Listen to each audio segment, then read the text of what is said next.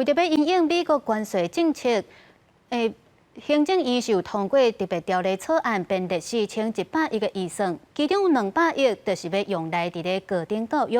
教育部表示讲，初步规划是要来招募国际人才，支持创新创业，也有精进校务经营等等。 全球头一个公测卖区就目起神经探针晶片治疗忧郁症，用面交代生医工程所的研究，常常受国际期刊。不过教授是感叹，这几年真侪同学读完硕士，都无愿意搁读博士。多研究生大概认为说，我念到硕士就可以投入业界，然后有非常优渥的收入。那这个是很棒的事情，不过也确实比较高端的研究人才，我一直觉得在这几年看到它的断层越来越明显。 业界开高薪，甲真侪硕博士请去，各教教授待遇要安怎更较好？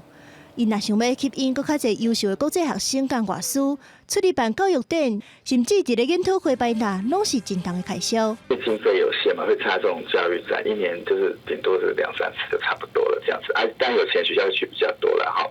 那经费有限的学校就只能挑重点的国家了。高等教育培育人才，要怎甲产业合作，需要更较侪经费支持。也若行政院会议是通过因应国际情势，加强经济社会和国土安全韧性特别条例草案，会有200亿用伫咧高等教育。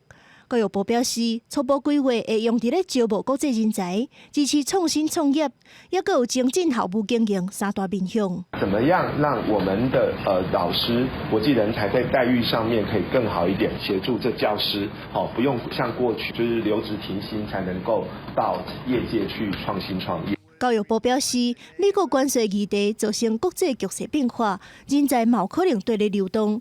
若是局势对招募国际人才有利，政府一定要先做准备，规划透过特别预算、放领法规，协助学校做出新措施。公司新闻综合报道。